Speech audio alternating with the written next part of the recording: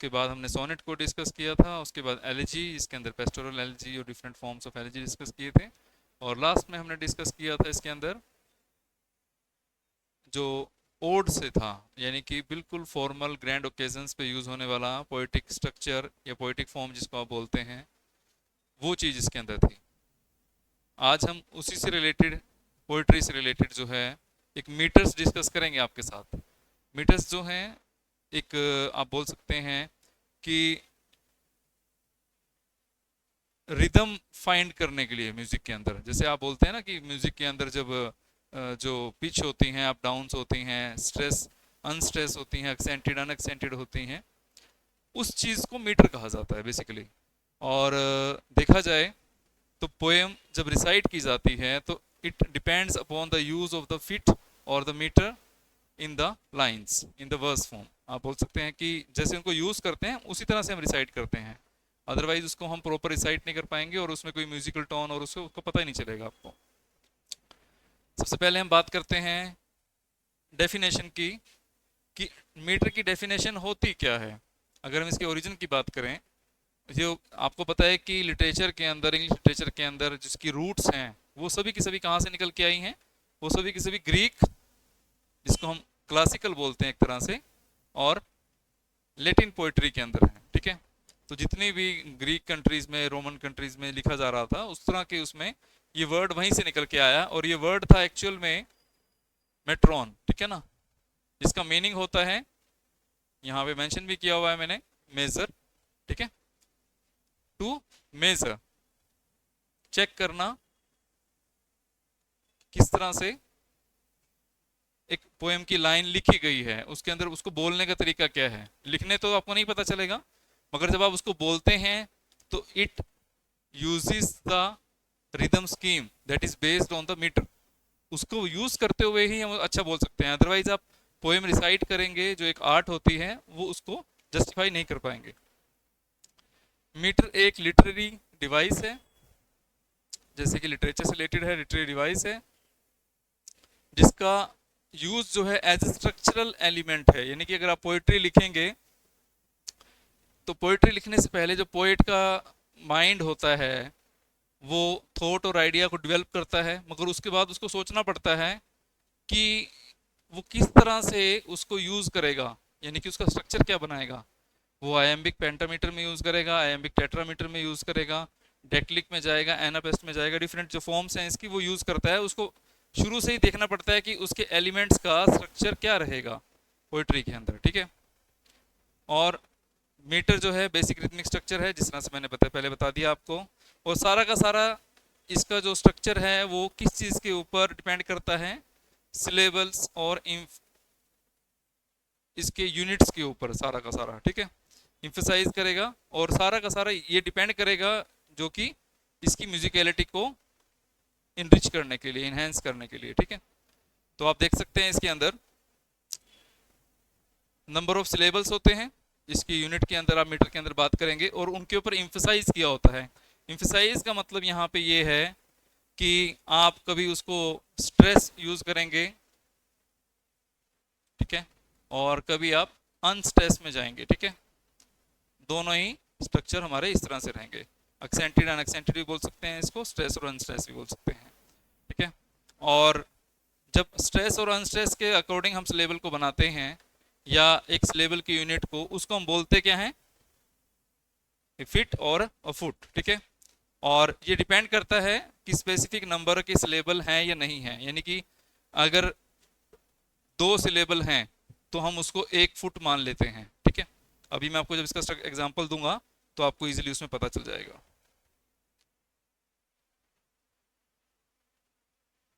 अब आप मेट्रिकल जो फिट बनते हैं हमारे, आप उसमें देख सकते हैं इसको। कॉमन एग्जांपल्स अगर हम बात करें,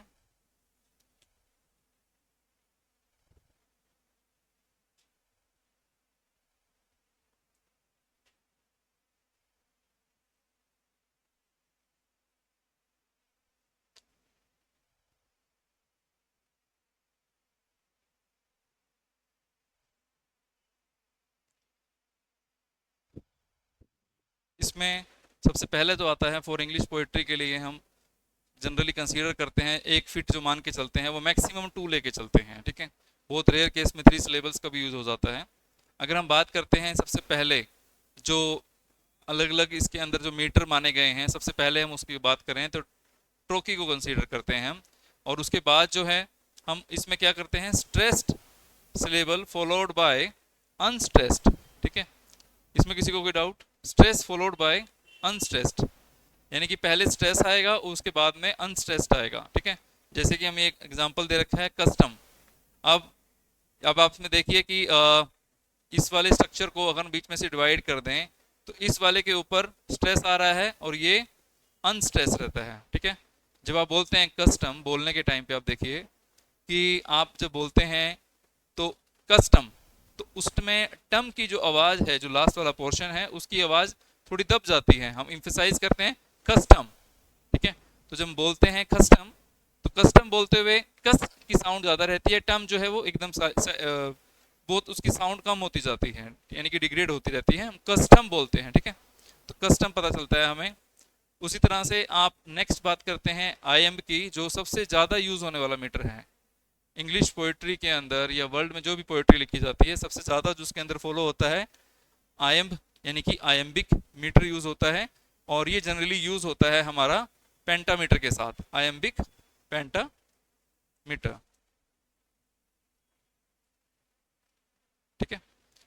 इसमें पेंटामीटर, मोनोमीटर, डायमीटर, ट्राईमीटर, वो उसके बारे में बताऊंगा मैं आपको, नीचे दे रखे हैं।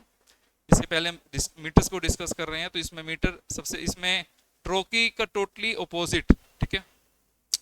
आप इसमें देख सकते हैं कि stress level followed by unstress, जैसे आपने मैंने बताया कि कस जो है पहले है स्ट्रेस फॉलोड बाय अनस्ट्रेस, तो अनस्ट्रेस किसके ऊपर था? टम के ऊपर। टम को बोलने में कोई ज्यादा जोर नहीं लगा, कस्टम, ठीक है, कस्टम। तो आप बोलते हैं जब, तो कस के ऊपर ज्यादा स्ट्रेस रहता है, टम के ऊपर उतना नहीं है। उसके बाद हम बात करते हैं आयम्बिक की, अनस्ट्रेस रिवर्स हुआ, unstress syllable followed by stress syllable. अब इसको हम अगर हम 2 सिलेबल में डिवाइड करें तो ये बनता है हमारा, देखिए जनरली मैं आपको बता दूं कि सिलेबल बनता भी कैसे है। सबसे पहले अगर आप बात करें सिलेबल में, आपकी कंडीशन होती है कि उसके अंदर एक वाउल साउंड होनी चाहिए, मिनिमम कंडीशन है। कॉन्सोनेंट जितने भी लगे हों, मगर आपको ध्यान रखना है कि उसके अंदर एक वाउल स्ट्रक्चर साउंड का हमेशा होना चाहिए। अगर वाउल साउंड नहीं है, till then it is not a complete syllable, ठीक है। ध्यान रखना इस चीज का। सिलेबल तभी बनता है, जैसे इसमें देखते हैं आप क अ स, ठीक है। इसमें जो अ की साउंड आई थी, इससे ये एक सिलेबल बना था। आप वर्ड की तरफ मत देखिए कि वर्ड एक है तो इसमें सिलेबल 2 कैसे हो सकते हैं, ठीक है। वर्ड में सिलेबल कितने मर्जी हो सकते हैं, ठीक है। आपको ध्यान ये देना है कि उसमें हम जब डिवाइड कर रहे हैं तो वो एक्चुअल में कितना जा रहा है उसके अंदर, कि उसके सिलेबल जो है अगर वॉल आ गया और उसके बाद जो है कस्टम, ठीक है। तो इस तरह से इसको डिवाइड किया हमने, तो यहाँ पे ही डिवाइड होने के बाद वो वाउल स्ट्रक्चर था तो इसलिए 2 सिलेबल में चला गया, ठीक है। अब देखिए यहाँ पे डी ई, तो यहाँ पे क्या हुआ, पहले वाला ये अनस्ट्रेस्ड है, इसको हम अनस्ट्रेस को हम डिनोट कर रहे हैं, जो अनस्ट्रेस्ड लेवल है हमारा उसको हम डिनोट इसी स्ट्रक्चर से कर रहे हैं, और जो स्ट्रेस वाला पार्ट है उसको हम इस तरह से करते हैं, ठीक है। तो डिस्क्राइब, तो बोलने में आपने देखा डिस्क्राइब, डिस्क्राइब, ठीक है। तो आपको पता चला कि उसमें एक वाउल साउंड ऐसी आई जो थोड़ी सी ज्यादा बड़ी थी, आप बोल सकते हैं मोनोटोन डिक्थोंग्स में जाते हैं हम उस तरह से, तो उसका साउंड स्ट्रक्चर थोड़ा बड़ा था तो उसके ऊपर ज्यादा स्ट्रेस दिया गया बोलने का। अब ज्यादा स्ट्रेस दिया गया तो इस वजह से क्या हुआ, वो स्ट्रेस बन गया उसके ऊपर, ठीक है। तो ये स्ट्रेस लेवल बन गया। आप ध्यान ये रखना है कि ट्रोकी के अंदर पहले स्ट्रेस आएगा फिर बाद में अनस्ट्रेस, कस्टम, ठीक है। आईएमबिक के उल्टा है, स्टार्टिंग में अनस्ट्रेस वाला पार्ट रहेगा, ज्यादा जोर नहीं है। डिस्क्राइब, तो आपको स्क्राइब बाद में ज्यादा सुन रहा है, इसका मतलब इसके ऊपर स्ट्रेस दिया गया है। नेक्स्ट आता है स्पॉन्डी। स्पॉन्डी के अंदर अब क्या है, इसमें ना अनस्ट्रेस नहीं है, इसमें स्ट्रेस दिया जाएगा दोनों के ऊपर। जैसे यहां से ये डिवाइड हुआ, कप केक, कप केक, आप कप को भी सुन रहे हैं और केक को भी इक्वली सुन रहे हैं, तो दोनों के ऊपर स्ट्रेस है। कप केक, तो आपको कप भी पूरा सुना, केक भी पूरा सुना, कोई भी इसमें से वर्ड का पार्ट ऐसा नहीं था जो आपको लगा कि हाँ वो रह गया। ठीक है, कप केक। अब इसमें एक की साउंड जो थी, जो ये बनती है, इसकी वजह से ये सिलेबल बना। और यहाँ पे कप, ठीक है, ये जो इसमें इसमें एक स्ट्रक्चर होता है जो ये कप में लगता है, बट में लगता है, तो इस तरह की चीज़ों में ये जो स्ट्रक्चर लगता है एकदम से, तो उसकी वजह से ये सिलेबल थे दो, और दो अलग अलग सिलेबल्स का मतलब दो फिट हो गए इसके अंदर, दो अलग अलग हैं, और उसकी वजह से ये इक्वली स्ट्रेस है, तो इसलिए हम इसको स्पॉन्डी बोलते हैं। यहाँ तक कोई किसी को कोई डाउट है, अगर कोई पूछना चाहे कमेंट करके पूछ सकता है।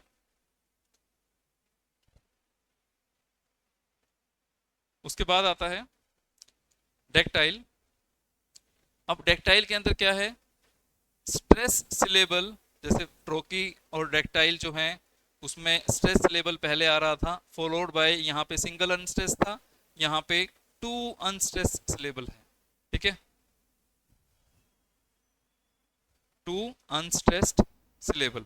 अब देखिए स्ट्रेस, आपने जब इसको डिवाइड किया तो ये डिवाइड हुआ बाय सिकल। ठीक है, तो यहाँ पे यहाँ अनस्ट्रेस रहा और यहाँ पे दो बार अनस्ट्रेस आया था। यहाँ पे सॉरी, ये स्ट्रेस का साइन जो है ये बनेगा, यहाँ से डिवाइड किया जब इसको, और यहाँ पे दो अनस्ट्रेस रहेंगे। ठीक है, तो ध्यान ये रखिए, stress syllable followed by two unstressed syllable, bicycle के अंदर स्पेशली। और एनापेस्ट के अंदर क्या हो रहा है, इसका reverse, two unstressed followed by stress syllable. जैसे आपने यहाँ से इसको बनाया अ अंडर, ठीक है, स्टैंड, अंडरस्टैंड, जब बोलते हैं तो अंडरस्टैंड, और जैसे यहाँ पे बोल रहे थे बाइसिकल, बाइसिकल, तो आपको बाई ज्यादा सुना कि कौन सी वाली, जिसके दो पहिए हैं, दो व्हील्स हैं, जिसके बाइसिकल। ठीक है, तो यहाँ पे बाई के ऊपर ज्यादा जोर दिया गया था कि ट्राइसिकल नहीं है, इट्स ए बाइसिकल। और अंडरस्टैंड, अब यहाँ पे देखिए क्या है, टू अनस्ट्रेस है यहाँ पे,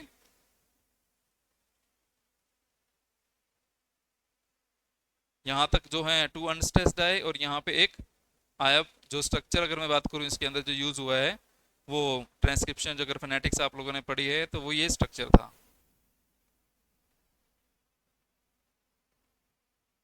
ठीक है, जो ए की साउंड आई थी, बड़े ए की, वो इसके अंदर ये साउंड बनाती है जिसके ऊपर स्ट्रेस पड़ रहा है एक तरह से। ठीक है, अब बात करते हैं इनकी जो रिपीटिशन होती है, उसमें जो फिट की फॉर्म में आते हैं हमारे पास, अलग अलग जो बन जाते हैं, मेट्रिकल फिट बन जाते हैं, उसको भी हम एक डोनेट करते हैं, जिसके अंदर इसका नाम दे रखा है कि 1 फुट मोनोमीटर में है, 2 फीट डाईमीटर में है। उस चीज के बारे में इसको डिस्कस कर लेते हैं इसके बाद। यहां तक देखिए, कोई सबसे ज्यादा यूज होने वाला, अभी भी मैं आपको बता रहा हूं कि वो आयम्बिक है।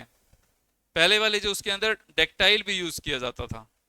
अगर मैं बात करूं जो मिडिल इंग्लिश लिटरेचर का था उस टाइम पे, पार्ट में डेक्टाइल भी यूज किया जाता था, और ये यूज किया जाता था हेक्सामीटर के साथ, हेक्सामीटर के साथ इसको यूज किया जाता था। और आयम्बिक को, इसकी जब इसमें आपको पता चलेगा कि ये स्टार्ट हुआ था मिडिल, इसमें मिडिल एजेस के बाद इसको स्टार्ट किया गया था इंग्लिश के अंदर, मगर ये काफ़ी टाइम तक पॉपुलर रहा। शेक्सपियर ने बहुत ज़्यादा यूज़ किया इसको, और बहुत से जो मेन राइटर्स थे वो इसी को फॉलो करते थे, इस पैटर्न को।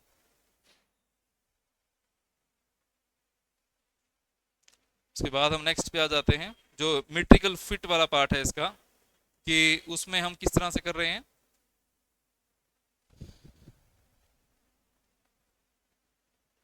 देखिए, इसको यूज कैसे करेंगे वो आपको मैं समझाऊंगा अभी सेंटेंसेस के अंदर, सारा का सारा कि कैसे यूज करते हैं।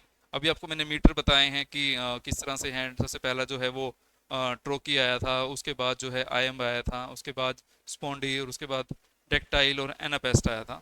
तो उसी की सीक्वेंस पे जब इसके एग्जाम्पल्स पढ़ेंगे तो आपको एकदम क्लियर हो जाएगा सारा उसके अंदर। 1 फुट का मतलब मोनोमीटर,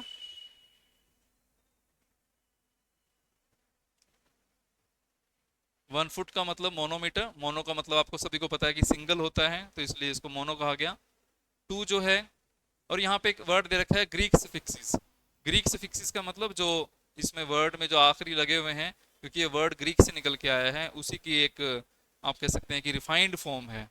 रिफाइंड कैसे होता है, जैसे कि मेट्रॉन एक वर्ड था जिससे बनाया गया था, और इसमें हमने इसको ओ एन एन हटा के यहाँ पे ई लगा दिया, तो ये मीटर आ गया। मीटर भी दो तरह के होते हैं, जैसे कि आप स्पेलिंग्स की अगर बात करें, मीटर आपको देखने को मिलेंगे। एक तो जो आपको यूजुअली देखने को मिलता है, एक मीटर आता है इस तरह से।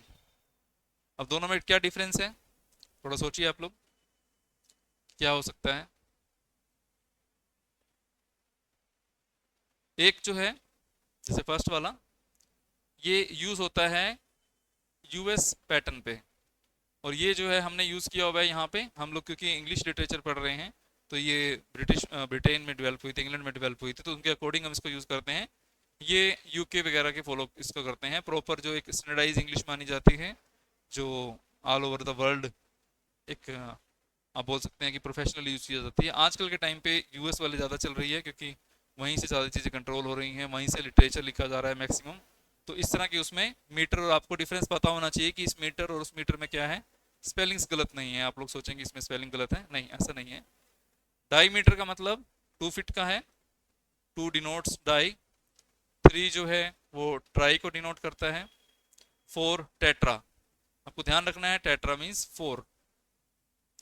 और उसके बाद आ जाता है 5 फीट, यहाँ पे दे रखा है पेंटामीटर के लिए। 6 हेक्सा के लिए, जो मैंने बताया था आपको डेक्टाइल के साथ यूज होता था, एक टाइम पे बहुत फेमस मीटर हुआ करते थे। 7 फीट का मतलब हेप्टामीटर, हेप्टा मीन्स 7, जिसमें 7 फीट, यानी कि फिट का मतलब जिसमें 2 सिलेबल तो कम से कम होंगे ही होंगे।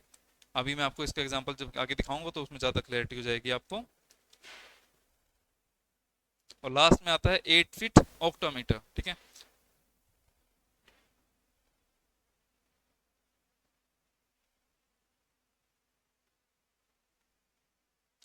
इसमें कोई डाउट तो नहीं, ये आसान था। फिट हैं, आपको ध्यान रखने हैं। और अब हम देखिए फिट को हम यूज किस तरह से करते हैं, अलग अलग कौन कौन से एग्जाम्पल अगर हम बात करें तो किस तरह से यूज करते हैं। देखिए सेंटेंसेस के अंदर बात करेंगे, आपको देखना है कि ये ट्रोकी है तो उसमें क्या आ रहा है पहले, ठीक है। तो बात करते हैं, सबसे पहले जो एग्जाम्पल हमारे सामने दे रखा है,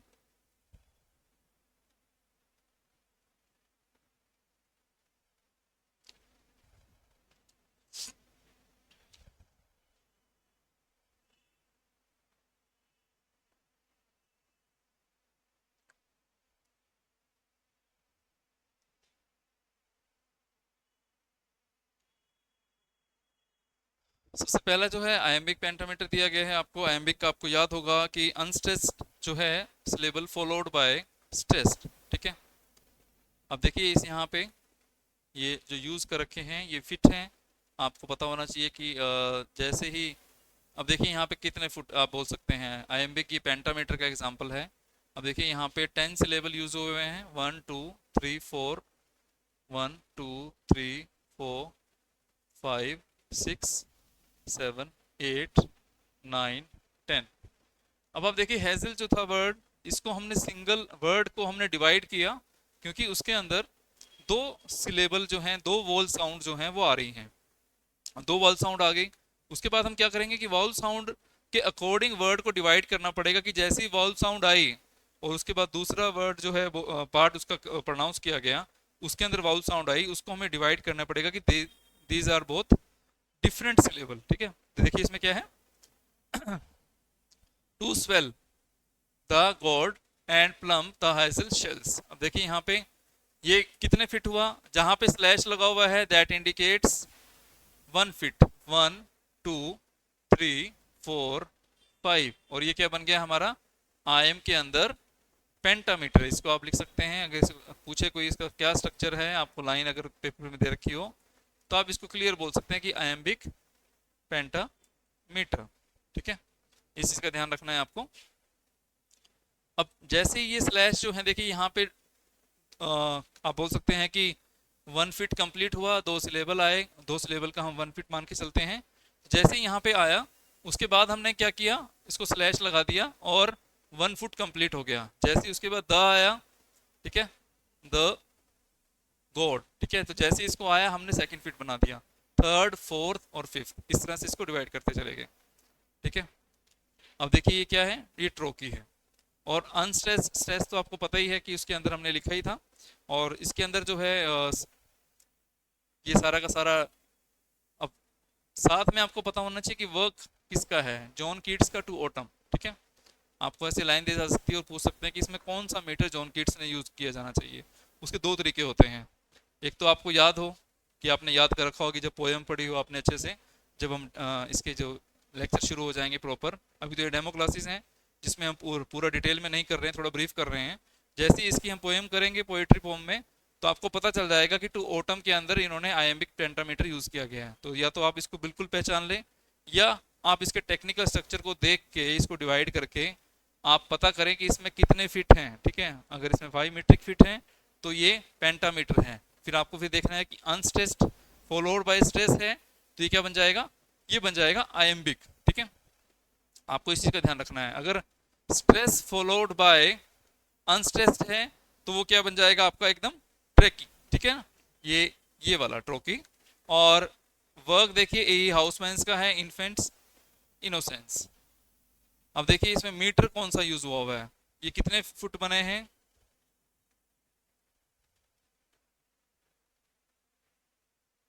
देखिए ध्यान से, 1 2 3 4, 8 डिफरेंट सिलेबल हैं यहाँ पे, और 4 फीट इसका स्ट्रक्चर है। ठीक है, 4 फीट स्ट्रक्चर है, तो यानी कि ये क्या बन गया, ये आपका टेट्रामीटर बन गया, ट्रोकी टेट्रामीटर। तो आपको इस तरह से पता चल जाएगा। अगर आपके सामने स्लैश लगा रखे हैं तो आपके लिए इजी है, आपको एकदम से देखना है कि कितने पार्ट्स में डिवाइड हुआ है। अगर 4 है तो टेट्रामीटर है। उसके बाद जो देखने वाली चीज बचती है टेक्निकल, कि वो देखना है कि स्ट्रेस फॉलोड बाय अनस्ट्रेस्ड है या अनस्ट्रेस फॉलोड बाय स्ट्रेस्ड है, तो आपको पता चल जाएगा कि वो आयम्बिक है या ट्रोकी है। ठीक है, इस चीज का ध्यान रखना है आपको दोनों के डिफरेंस में। यहाँ तो कोई किसी को डाउट?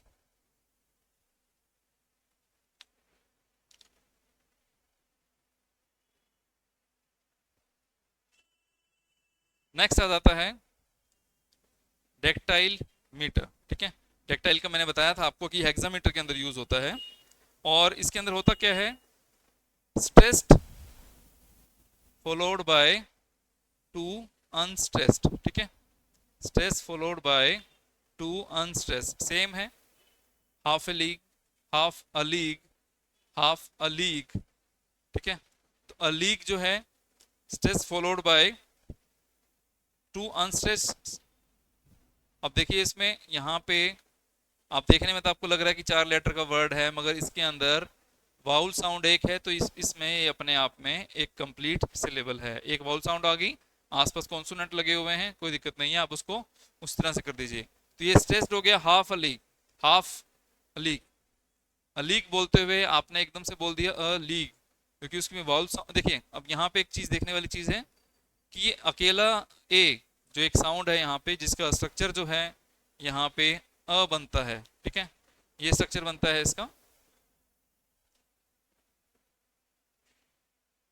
Half a league.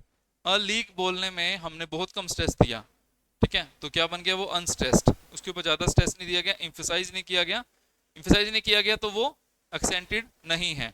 पहला एक्सेंटेड पार्ट कौन सा आ गया, हाफ, यानी कि जिसके ऊपर हम बोलने में जोर दे रहे हैं। मीटर्स जो है खासकर बोलने के लिए यूज होते हैं, क्योंकि जब रिदम बनाना होता है, जो रिदम मैंने कल आपको बताया था, राइम स्कीम और रिदम के अंदर डिफरेंस वो क्या है, राइम स्कीम जो है वो लास्ट वाले वर्ड के ऊपर जो म्यूजिक लगा होता है, जो साउंड आती है, उसको बोला जाता है।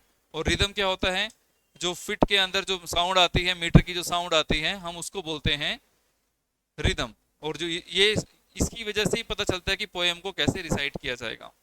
एल्फ्रेड लॉर्ड टेनिसन की पोएम है the charge of the light brigade. और कौन सा मीटर यूज हुआ है बताइए इसके अंदर, ये डेक्टाइल डाई मीटर है। ठीक है, पता चला आपको? ठीक है, बताया था मैंने आपको कि यहाँ पे 2 और 3 सिलेबल भी यूज हो सकते हैं, तो यहाँ पे वो यूज हुए हैं।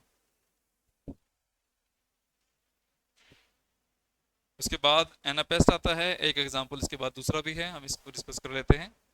आप इसको एक बार देख लीजिए, अगर कोई डाउट है तो आगे बढ़ते हैं फिर इसको।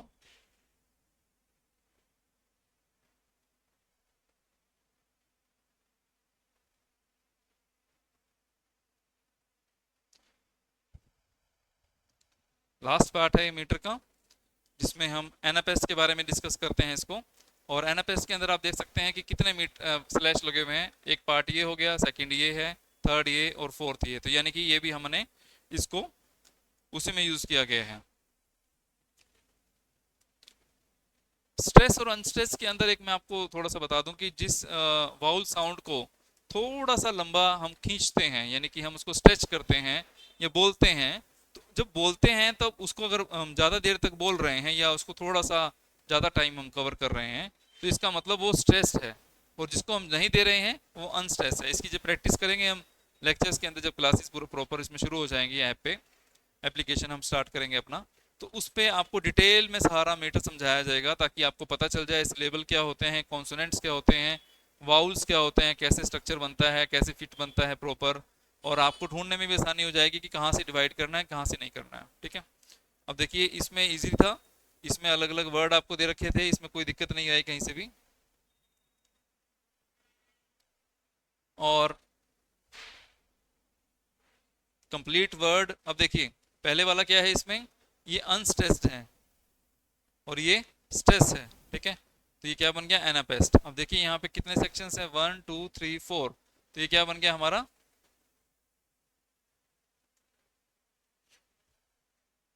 टेट्रा। ठीक है, अब लॉर्ड बायरन की पोएम है the destruction of सेनक्रिप, anapaest metre के बारे में है। 2 अनस्ट्रेस्ड साउंड है, फिर एक स्ट्रेस्ड है। अब इसको बोलने में जो इसका ई की जो साउंड आती है यहाँ पे, जिसकी वजह से इसके ऊपर स्ट्रेस पड़ा, ये लंबी ई की साउंड आती है इसके अंदर। वाउल साउंड्स होती हैं, वाउल स्ट्रक्चर्स नहीं होते। जैसे हमें सिखा दिए जाते हैं कि ए ई आई ओ यू, ये वाउल वर्ड्स हैं, वाउल वर्ड्स हैं बोल देते हैं हम इनको। ये वाउल वर्ड्स नहीं होते, ये वाउल साउंड्स होती हैं हल्की अलग अलग। डिटेल में इसको एप्लीकेशन पर डिस्कस करेंगे, उसमें आपको क्लियर हो जाएगा सारा। उसके बाद लास्ट आता है आपका स्पॉन्डीमीटर, एनापेस्ट के अंदर हमने बता दिया।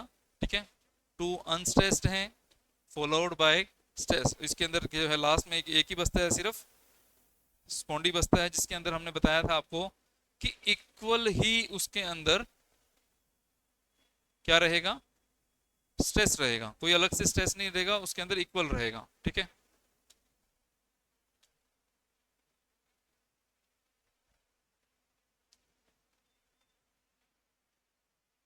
अब यहाँ पे आ जाते हैं, देखिए as yet but knock, breathe shine and seek to mend. John Donne का होली सोनेट था, द 14th। स्पॉन्डीमीटर को डिनोट करता है कि इसमें जितने स्ट्रेस हैं वो इक्वल दिए हैं, equal stress for both syllables. ऐसा नहीं है कि अलग से कुछ दिया गया है उसके अंदर, कुछ भी अलग से नहीं था, इक्वल शेयरिंग था, कोई भी अनस्ट्रेस नहीं है, सभी के ऊपर इक्वल स्ट्रेस है। एज येट बट नॉक, ठीक है, एज येट बट नॉक, और इस तरह से इसको यूज किया गया है। डिफरेंट तरह के इसमें यूज हुए हुए हैं, ट्राईमीटर आप बोल सकते हैं एक तरह से इसको, और जॉन डन की पोएम से लिया गया है। बाकी हम इसकी डिटेल जो है एप्लीकेशंस पे जब जाएंगे लेक्चर्स में, उसमें पूरा डिटेल में डिस्कस करेंगे कि मीटर्स कैसे कैसे यूज होते हैं, कैसे आपको एग्जांपल्स देखने हैं, कैसे आपको स्ट्रक्चर बनाना है, कैसे आपको साउंड देखनी है, कि कोई भी क्वेश्चन आ जाए पेपर के अंदर आपको सेलेक्ट करने में कोई भी दिक्कत ना आए। यहाँ तक देखिए, अगर कोई डाउट है तो कमेंट्स में करिए, फिर उसको हम डिस्कस करते हैं।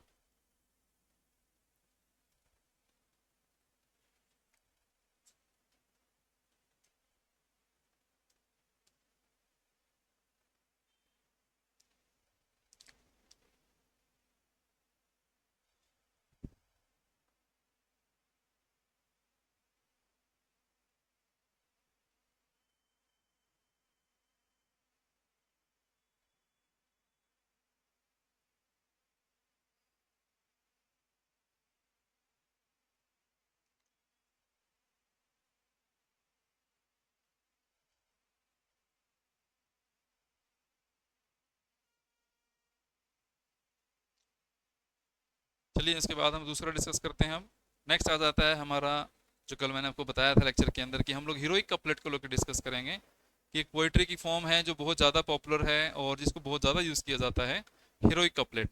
हीरोइक कपलेट नाम से जैसे आपको लग ही रहा है कि ये हीरोइक के बारे में है।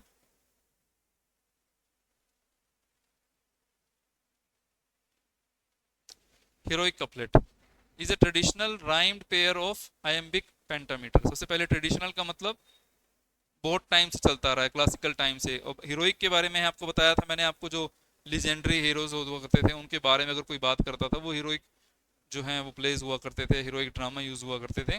तो उसी वजह से यहाँ पे हीरोइक कपलेट जो है इसका नाम रखा गया है। ठीक है, कोई डाउट इसमें?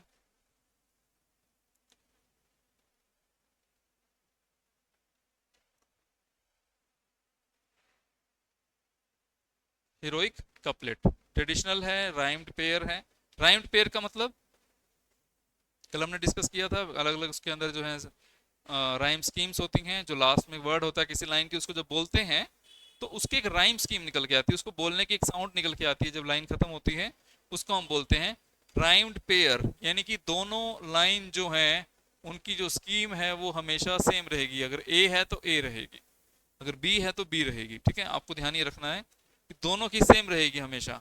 और लाइन कैसी रहेंगी? आयम्बिक पेंटामीटर लाइंस, यानी कि अनस्ट्रेस्ड फॉलोड बाय स्ट्रेस। ठीक है, इसमें कोई डाउट? सिंपल बताया है कि ट्रेडिशनल है, आपको पता होना चाहिए कि ग्रीक टाइम से यूज हो रहा है लेजेंडरी प्लेस के लिए, लेजेंडरी हीरोज के लिए। यानी कि हीरोज का मतलब प्रोटोगोनिस्ट, यानी कि जो मेन कैरेक्टर। प्रोटोगोनिस्ट वो कैरेक्टर होता है किसी भी स्टोरी के अंदर, किसी प्लॉट लाइन के अंदर, जो कि जिसके अराउंड आप बोल सकते हैं कि रिवॉल्व जो है क्या करती है, पूरी की पूरी स्टोरी करती है। हम उसको बोलते हैं प्रोटोगोनिस्ट, जिसके अंदर सारी क्वालिटीज होती हैं एक अच्छे हीरो की। आयम्बिक पेंटामीटर के बारे में हमने रिसेंटली डिस्कस किया है। द नेम हीरोइक डिजायर्स, ये पोएम्स में से आया करता था, जो भी बताया मैंने आपको हीरोइक ड्रामा के लिए। कपलेट है तो सीधी सी बात है, इसका जो नाम है मैंने आपको बताया था, कपल दो लोगों के लिए यूज होता है ये। टू कॉन्सिक्यूटिव लाइंस होती हैं, इकट्ठी आती हैं हमेशा। लाइन की जो स्कीम है वो ए ए रहती है, और स्ट्रक्चर जो है अनस्ट्रेस फॉलोड बाय स्ट्रेस, इसका ये टेक्निकल स्ट्रक्चर भी दिया गया है।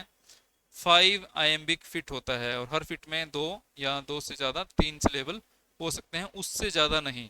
अगर हम उसको डिवाइड कर रहे हैं तो वो इसी तरह से होंगे, क्योंकि फिट जो हैं वो रिदम प्रोड्यूस करने के लिए होते हैं। रिदम होता है एक फ्लो। जब आप पोएट्री को रिसाइट करते हैं, आपने देखा होगा पोएट्री रिसाइटिंग कंपटीशन होते हैं, तो उसके अंदर क्या इसी स्ट्रक्चर को फॉलो किया जाता है कि किस तरह से आप उसको रिसाइट कर रहे हैं, आप डिवाइड कहाँ पे कर रहे हैं, कौन सा फिट यूज कर रहे हैं, जिस मीटर में है उसको यूज करके उसको रिसाइट कर रहे हैं, या अपना ही मीटर लेके चल रहे हैं। ठीक है, तो इस तरह की चीजें आ जाती हैं इसके अंदर। तो ये इसकी चीजें थी, थोड़ा सा इसमें आपको मैंने ब्रीफ किया है अभी।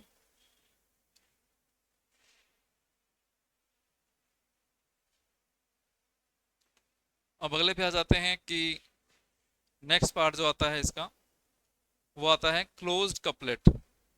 मैंने जो सबसे पहले पोएटिक फॉर्म्स के बारे में जब हमने बात की थी, इसमें रेनेसा के बारे में जब हमने कराया था, तो मैंने क्लोज कपलेट के बारे में आपको थोड़ा सा हल्का सा हिंट दिया था।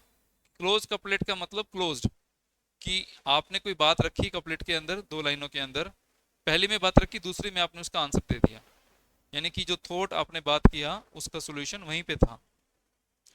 The most powerful and characteristic use of the heroic couplet is the close couplet. अगर आप बात करें कि जो हीरोइक कपलेट जो सबसे ज्यादा पॉपुलर हुआ वो किस फॉर्म में हुआ? Closed couplet. क्लोज कपलेट का मतलब एक ऐसी लाइंस जो अपने आप में कंप्लीट है, उनका अपना सिंटैक्टिक यूनिट है। ठीक है, और सिंटैक्टिक यूनिट के बाद थॉट है, अपना फ्रेज है, और एंड होता है। ऐसा नहीं है कि मीनिंगलेस रहेगा, ओपन एंडिंग नहीं है कि आपके सामने इंटरप्रिटेशन करने के लिए छोड़ दिया गया है, नहीं, उसकी प्रॉपर एंडिंग रहेगी, और वो एंडिंग जो है वो कपलेट में कंप्लीट हो जाएगी। आपको ऐसा नहीं है कि आपको इसके बाद लगेगा कि नहीं ये डाउट है, ये कुछ ऐसा है, नहीं नहीं, कुछ भी नहीं ऐसा होगा। ठीक है, उसके बाद करते हैं कि हम इसका इवोल्यूशन कैसे हुआ, कैसे कैसे ये निकल के आया। सबसे पहले इसको 64 टाइम से यूज किया गया था।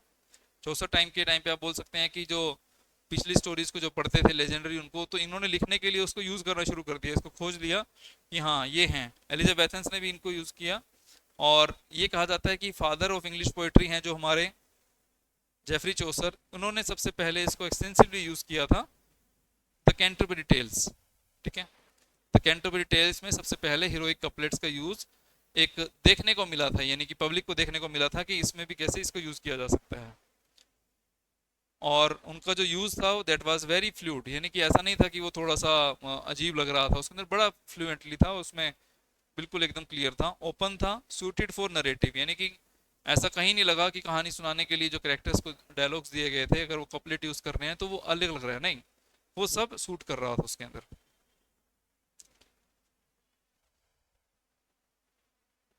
अगर हम इसकी मास्टर्स की बात करें, मास्टर्स का मतलब हम जिन्होंने इस चीज को पॉपुलराइज किया, यानी कि इसकी जो गोल्डन एज आप बोल सकते हैं, वो दो राइटर्स सबसे ज्यादा फेमस थे जिन्होंने हीरोइक कपलेट जो कि अपनी बीट बैलेंस, ठीक है, बैलेंस का मतलब होता है balance of emotions, thoughts, ideas, उसको हम लेके चलते हैं।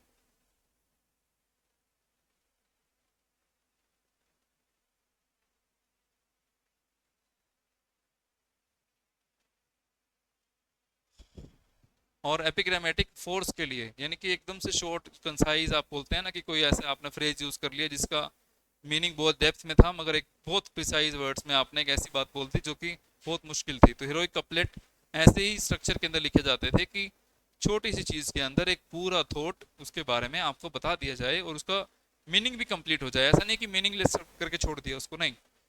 जॉन ड्राइडन की बात करते हैं, दो राइटर मैंने बताया आपको जो हुआ करते थे पोएट उस टाइम पे बहुत फेमस, जॉन ड्राइडन उन्होंने, और अलेक्जेंडर पोप, दो लोग थे जिन्होंने सबसे ज्यादा इसको किया, perfectly the close balance couplet. और किस चीज में यूज किया, सबसे पहले ट्रांसलेशन करी वर्जिल के वर्क एनीट की, ठीक है, जो कि बहुत इंपॉर्टेंट है। और अलेक्जेंडर पोप ने भी इसको पॉपुलर बहुत किया, 1688 से लेके 1744 अनडिस्प्यूटेड मास्टर थे, यानी कि कोई भी कंपटीशन में था ही नहीं, कोई डिस्प्यूट नहीं था कि हीरोइक कपलेट, अगर आप किसकी बात करें, इसके जब हम एग्जांपल पढ़ेंगे ना तो आप देखेंगे कि अलेक्जेंडर पोप के दो बार एग्जांपल आए हैं जो कि मोस्ट टॉप 5 एग्जांपल्स हैं इसके। तो हीरोइक कपलेट के वो थे, यूज किस लिए करते थे, बाइटिंग सटायर के लिए, यानी कि किसी कंटेम्प्रेरी पोएट के ऊपर या सिचुएशन के ऊपर या सिस्टम के ऊपर सटायर करने के लिए हीरोइक कपलेट का यूज करते थे। फिलोसफिकल इंक्वायरी, लाइफ को जानने के लिए, जीवन के दर्शन को समझने के लिए, वो फिलोसफिकल इंक्वायरी को समझने के लिए भी हीरोइक कपलेट का प्रॉपर यूज करते थे। क्लोज कपलेट यानी कि जिनका मीनिंग अपनी दो लाइनों में कंप्लीट है, कंप्लीट का मतलब पहली लाइन में जो बात कहेगी उसका आंसर दूसरी में ही है, ऐसा नहीं है कि आपको उसके लिए पूरी पोएम पढ़नी पड़ेगी या पूरा आपको स्टैंजा कवर करना पड़ेगा, नहीं, वो सारा मीनिंग क्लोज कपलेट, यानी कि कपलेट के अंदर दोनों के अंदर अपना मीनिंग कंप्लीट है।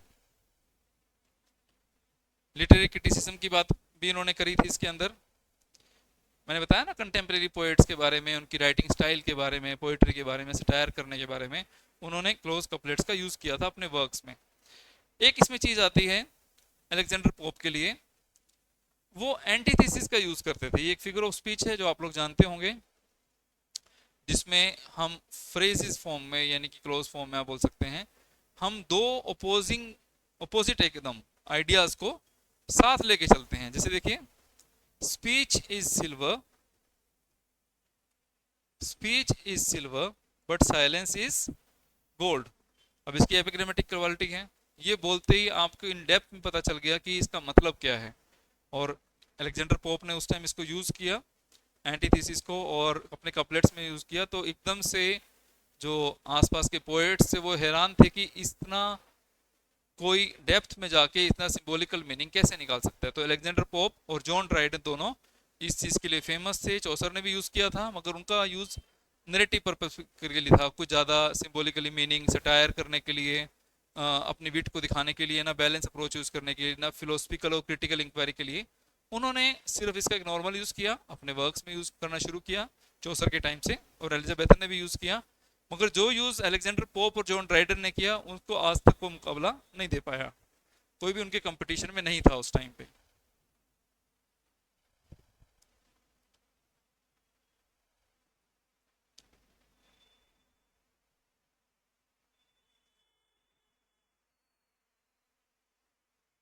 उसके बाद हम बात करते हैं अगर रोमांटिक्स की, यानी कि जो रोमांटिक एज आई थी, ठीक है, जो विलियम वर्ड्सवर्थ के टाइम से स्टार्ट हुई थी, उस एज में जो राइटर थे सबसे ज़्यादा, जो पॉपुलर राइटर थे, वो हमारे वर्ड्सवर्थ, कीट्स, पीवी शैली, इस तरह के पोएट्स हुआ करते थे।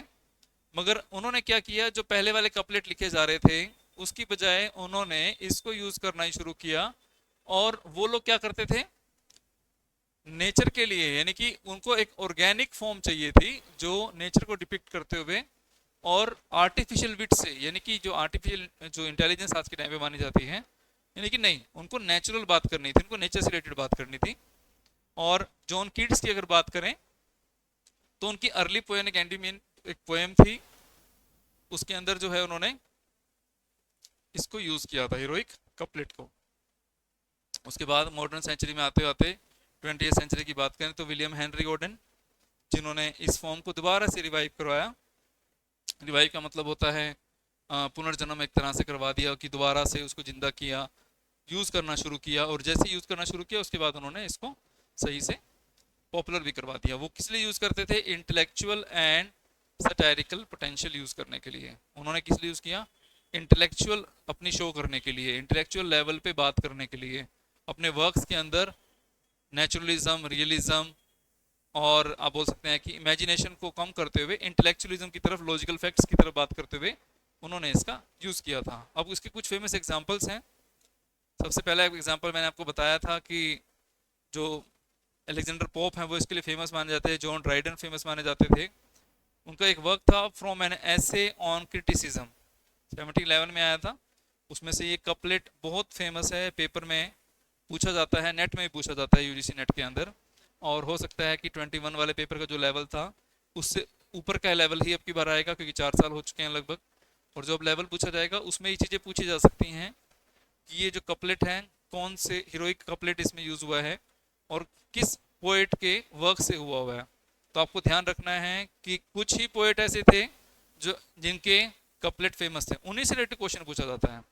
अलग से आप कहें कि कोई पूछ ले क्वेश्चन तो बात अलग है। आपको याद रखना है from an essay on criticism, जब हम इसको डिस्कस करेंगे तो हम इसके बारे में बताएंगे भी आपको कि true wit is a nature to advantage dressed but oft was thought but never so well expressed. तो ये कपलेट हैं, जॉन ड्राइडन का है, एब्सलम एंड एस्टोफिल, ये 1681 में आया था। इनका भी एक कपलेट फेमस है। तो ये आपको ध्यान रखना है, John Dryden, Alexander pope, Geoffrey Chaucer, ये लोग फेमस थे इस काम के लिए, ये जाने जाते थे कि इन्होंने हीरोइक कपलेट को पॉपुलर किया है और यूज किया है। चौसर ऐसे आदमी थे जिन्होंने एकदम से जब लिखना स्टार्ट किया तो इसको यूज किया था सही से।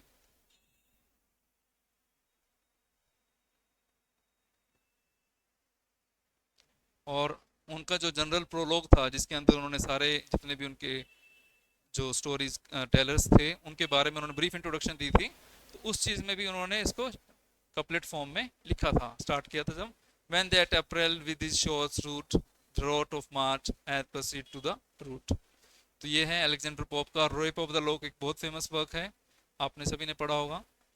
तो इसमें 1714 में भी उन्होंने कपलेट यूज़ किया है। लास्ट हमारे आ जाते हैं जो आप बोल सकते हैं प्री रोमांटिक एज पीरियड के टाइम पे ओलिवर गोल्डस्मिथ हुआ करते थे।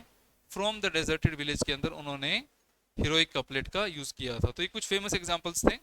डिटेल में हम लोग जैसी एप्लीकेशन पे जो है हमारी क्लास स्टार्ट हो जाएंगी, उस पे जाके हम इन डिफरेंट पोएट्स को, इनकी पोएम्स को डिटेल में डिस्कस करेंगे, ताकि आपको पता चल जाए कि इसका मीनिंग क्या था, इनकी सेंस क्या बन रही थी और ये क्या काम कर रहे थे हीरोइक कपलेट वहाँ पे जाके, जिसकी वजह से ये सभी कुछ आपके पेपर में जब पूछा जाएगा तो आप वहाँ पे इजी अटेम्प्ट कर लेंगे जाके, कोई ज़्यादा दिक्कत नहीं आएगी आपको उसके अंदर। यहाँ तक आप लोग देख लीजिए, इसके सारे एग्जाम्पल मैं आपको एक बार दिखा देता हूँ। ये सारे एग्जाम्पल हैं, आप लोग लिख सकते हैं अगर लिखना चाहें। और अदरवाइज इसके जैसी एप्लीकेशन में क्लासेस स्टार्ट होंगी तो हम लोग प्रॉपर नोट्स वगैरह भी शेयर करेंगे, आपको सारी इन्फॉर्मेशन उसमें मिल जाएगी।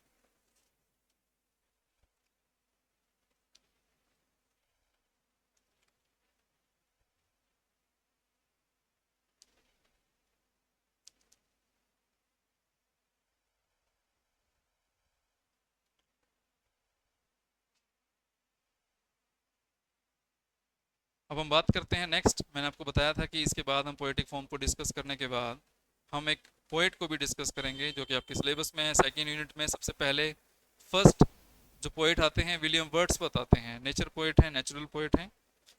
1770 में बोर्न हुए थे, 1850 में पैदा हुए थे।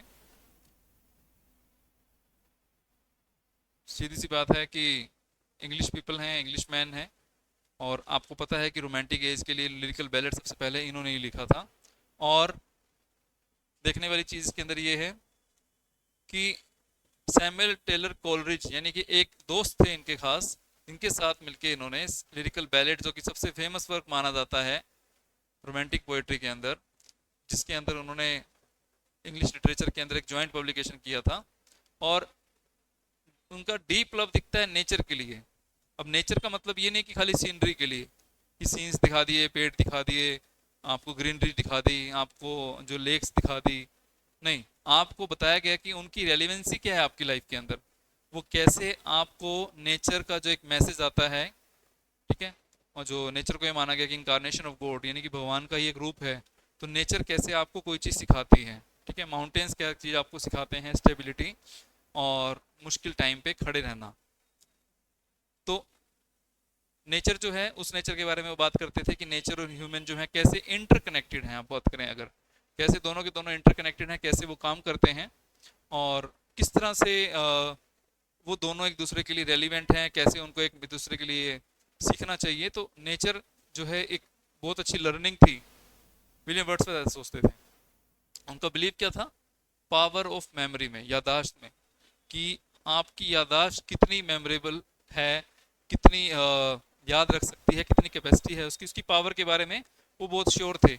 और कॉमन मैन के बारे में वो बहुत लिखना चाहते थे। उनका विश्वास था कि कॉमन मैन जो है वो, उसके लिए भी हमें कुछ ना कुछ लिखना चाहिए, उसका जो रोल है सोसाइटी में हमें बताना चाहिए कि वो रोल कैसा था।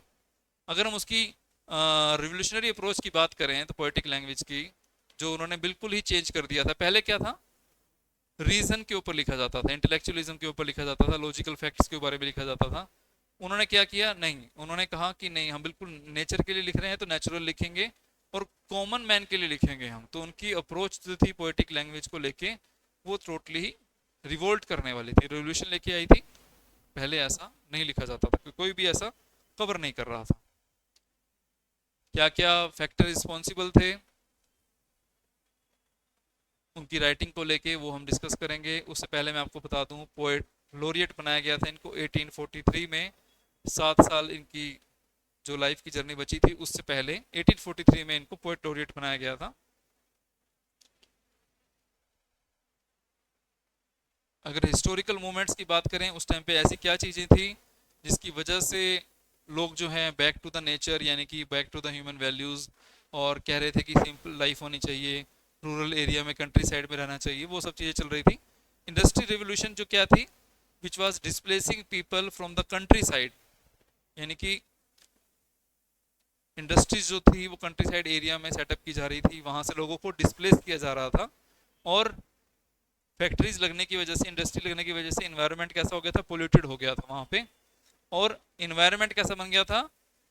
गांव का इलाका होते हुए भी वहाँ पे फैक्ट्रीज लगने की वजह से शहर की तरह ही एक बिजी लाइफस्टाइल था। वहाँ पे हूटर्स बज रहे थे, वहाँ पे साउंड्स आ रही थी, वहाँ पे गाड़ियों का आना जाना काफ़ी हो रहा था। जो एक पीसफुल इन्वायरमेंट हुआ करता था विलेजेस के अंदर, वो वहाँ से टोटली गायब होने लग गया था। यही एक कारण था जिसकी वजह से उस टाइम के जो पोएट्स थे वो आसपास की लाइफ को ऑब्जर्व कर रहे थे, और वो चाहते थे कि ह्यूमंस को नेचर के साथ अपना कनेक्शन फिर से सेटअप करना चाहिए। उधर से दूसरी साइड में फ्रेंच रेवोल्यूशन भी पीक पे थी।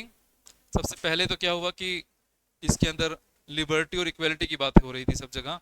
विलियम वर्ड्सवर्थ बहुत इंस्पायर हुए थे इनसे कि लिबर्टी और इक्वलिटी की बात है। जैसे ही उनको दिखा कि इस रेवोल्यूशन के अंदर जो है, फ्रेंच रेवोल्यूशन के अंदर हुआ कि वायलेंस जो है वो डोमिनेट करने लगी। जैसे वायलेंस डोमिनेट करी, उनको लगा कि ये नेचर का एक्ट नहीं है, ये ह्यूमन नेचर का एक्ट नहीं है कि उनको ऐसे वायलेंस होना है या वायलेंस करके बात करनी है। नहीं, उन्होंने कहा कि ये चीज़ गलत थी और इसकी वजह से वो फ्रेंच रेवोल्यूशन से दूर हो गए। उसको पहले फॉलो कर रहे थे, उसको पूरा एक ऑब्जर्वेशन उसकी चल रही थी। मगर जैसे ही वायलेंस स्टार्ट हुई, वहाँ पे वायलेंस स्टार्ट होती, उनको क्या लगा कि ये ह्यूमन नेचर का पार्ट नहीं है। नेचर हमें कभी नहीं सिखाती कि हमें इस तरह से वायलेंट होना चाहिए, हमें काम रहना चाहिए, शांत रहना चाहिए। और इसकी वजह से वो डिसइल्यूजन हो गए। इल्यूजन का मतलब होता है कि आप किसी के माया जाल में पड़ जाते हैं एक तरह से। डिसइल्यूजन का मतलब आप उस चीज से बाहर निकल जाते हैं, आपको सच्चाई दिखने लग जाती है। एज ऑफ रीजन भी कहा जाता था इससे पहले वाली एज को, उसके अगेंस्ट भी ये रिएक्शन था एक तरह से। यहाँ पे जो एज ऑफ रीजन है, इससे पहले की जो एज चल रही थी, वो एज, इसमें जो अलेक्जेंडर पोप के टाइम की जो एजेस थी, वो एज ऑफ रीजन कहा जाता था कि कोई भी चीज़ है तो उसके पीछे क्या लॉजिक था, क्या उसके पीछे फैक्ट था जो आपको ये करना पड़ा। इंटेलेक्चुअलिज्म की बात बहुत होती थी, उसके अगेंस्ट ये रिएक्शन था। उन्होंने कहा कि हम रीजन लॉजिक की बात नहीं करेंगे, हम बात करेंगे इमोशंस की, यानी कि आदमी क्या सोचता है, उसके इमोशंस क्या है, इमेजिनेशन क्या है, वो कहाँ तक अपनी सोच को ले जाता है, इमेजिन करता है कि इस तरह से किया जा सकता है। और इंडिविजुअल एक्सपीरियंस, इंडिविजुअल एक्सपीरियंस का मतलब क्या हो जाता है कि ऐसा नहीं कि आप कोई भी चीज जनरलाइज कर दें, किसी के ऊपर भी आप इंप्लीमेंट कर दें, नहीं। इंडिविजुअल एक्सपीरियंस क्या है, हर एक का अपना अपना एक्सपीरियंस है, तो वो क्या है। तो इस वजह से क्या हुआ, जो रेशनलिज्म था और जो लॉजिक था, उसके ऊपर ये चीजें डोमिनेट करने लग गई थी, क्योंकि बहुत बहुत से लोग जो है रेशनलिज्म के नाम पे बहुत चीजें कर रहे थे, तो वो सोसाइटी में एक्सेप्टेबल नहीं थी अब। तो जैसे जैसे उनका डिग्रेडेशन हो रहा था, तो इनका अपलिफ्टमेंट हो रहा था, जो इमेजिनेशन को और इंडिविजुअल एक्सपीरियंस को, जिसको रिसर्च की लैंग्वेज में कहा जाता है एम्पिरिकल, एम्पिरिसिज्म की बात करना, कि यानी कि जो भी आपका एक्सपीरियंस है वो अपना होना चाहिए, ऐसा नहीं कि आप किसी और की सुनी सुनाई बात पे विश्वास कर लें।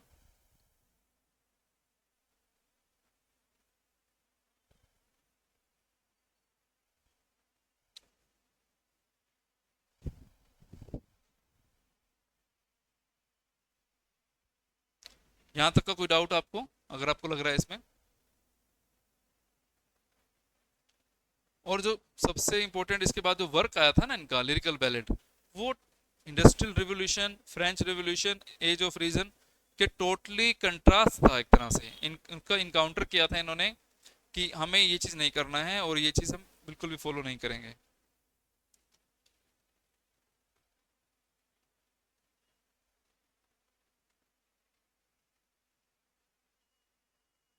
वर्ड्सवर्थ की जो रिवोल्यूशनरी फिलोसफी थी, वो आपको देखने को मिली थी किस चीज के अंदर, वो आपको देखने को मिली थी जो लिरिकल बैलेट्स इन्होंने 1798 में पब्लिश की थी। पहले तो उन्होंने पोएम्स लिख दी डिफरेंट उसमें टॉपिक्स पे कवर करते हुए एसटी कॉलेज के साथ में, मगर बाद में इन्होंने, इनको लगा कि मुझे बताना चाहिए कि मेरा स्टाइल कैसे औरों से अलग है, मैंने किसके लिए पोएम लिखी है। तो जो एक इंट्रोडक्टरी, जो इन्होंने अपना एक प्रीफेस लिखा था, वो आया था 1800 में, सेकेंड एडिशन इनका लॉन्च हुआ था, preface to lyrical ballot.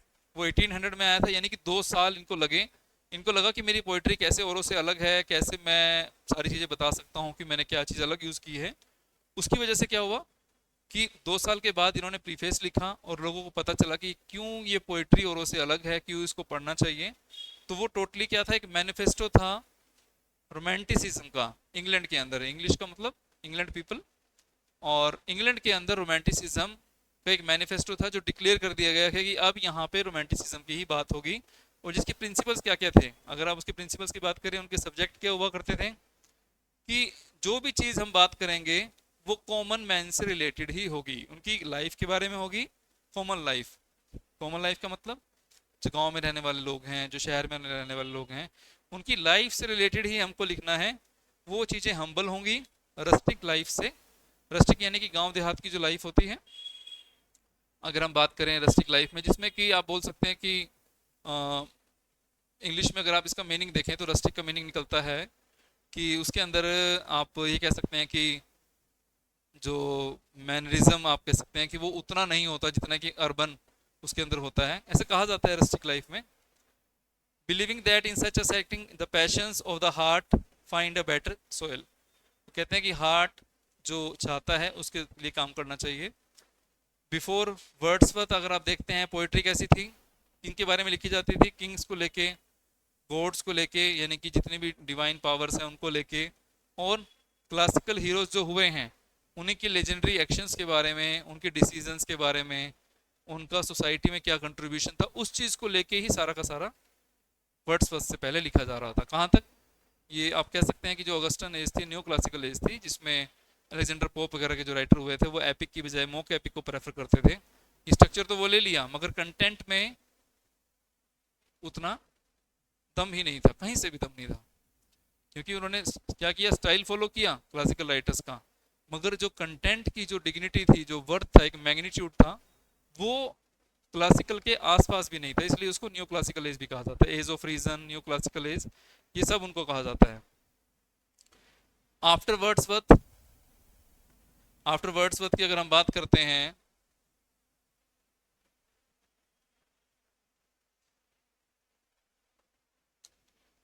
After Wordsworth की अगर हम बात करते हैं तो इसमें लीच गैदरर, ठीक है, अ लोनली शेफर्ड, लीच का मतलब आपको पता ही है, जो खून चूसने वाली जोंक होती है वो इकट्ठे करने वाला, यानी कि गांव में जो इस तरह से जो ट्रीटमेंट कर रहा है एनिमल्स का, उसके बारे में। लोनली शेफर्ड के बारे में, एक मदर के बारे में जो कि अपने इमोशंस की वजह से मैड हो गई अपने बेटे को लेके, अपनी फैमिली को लेके।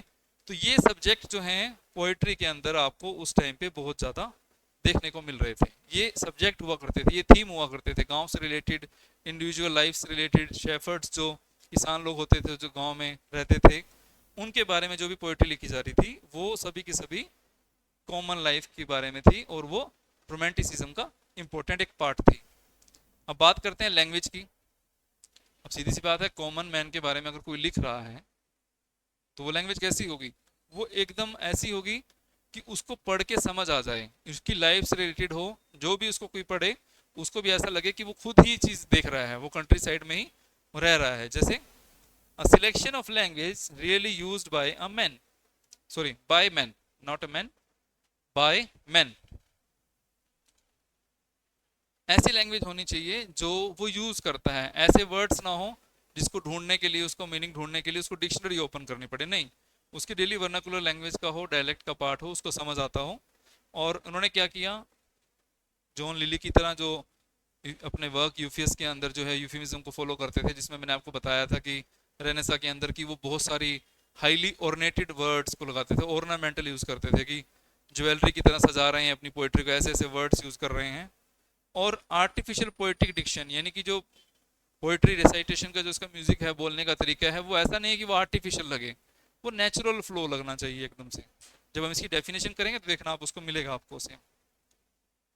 18th सेंचुरी के अंदर ये चीज़ें बहुत चल रही थी, आर्टिफिशियल पोएटिक डिक्शन, ऑर्नेटिज्म। लैंग्वेज जो है, अब किस चीज़ ने उसको रिप्लेस किया, लैंग्वेज ऑफ कॉमन स्पीच। अब कॉमन स्पीच का मतलब ये नहीं कि जो वल्गैरिटीज है, अब्यूजिव लैंग्वेज है, जो गाली देने वाले शब्द हैं, वो भी एज इट इज लिख दिए जाए, नहीं। उसने कहा है कि purified of its vulgarities. Common speech हम यूज करेंगे मगर वल्गैरिटीज कहीं से नहीं आएंगी। क्यों? क्योंकि लैंग्वेज कॉमन मैन की होनी चाहिए, ऐसा नहीं है कि जो उनकी नेगेटिव चीजें वो भी दिखाई जाएं। उन्होंने बात करी हम्बल की, रस्टिक लाइफ की, मगर ऐसा नहीं कि उसके अंदर वल्गर वर्ड्स, वल्गर एक्शंस आपको दिखा दिए जाए, नहीं, कहीं से नहीं।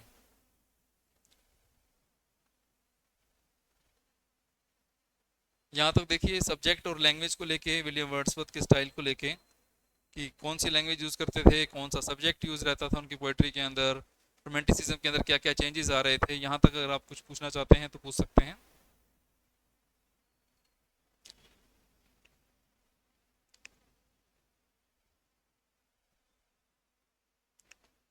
जो वर्ड्सवर्थ ने पोएट्री की डेफिनेशन दी वो अब आपके सामने आ रही है।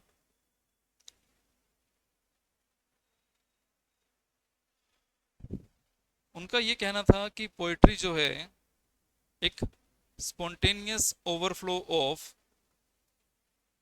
पावरफुल फीलिंग्स, यानी कि ऐसा नहीं है कि कोई भी चीज़ आपके, कोई भी आपने फील किया, आपने उसको पोएट्री फॉर्म में लिख दिया, नहीं।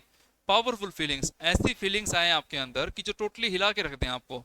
और स्पॉन्टेनियस ओवरफ्लो यानी कि एकदम से आपके अंदर वो इनहेल कर जाएं और बहुत सारी फीलिंग्स जो है निकल के आए।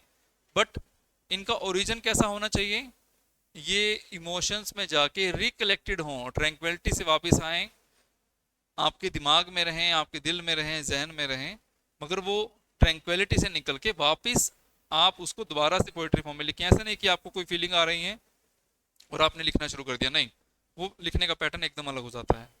ठीक है। उन्होंने कहा कि poet doesn't right in the heat of the moment. ऐसा नहीं कि आपने कुछ चीज़ देखी और आपने उसकी मोमेंट में आपने एक रनिंग प्रोसेस के अंदर आपने उसको लिखना शुरू कर दिया, नहीं, बिल्कुल नहीं। उन्होंने कहा कि it should have some contemplation and experience in the memory.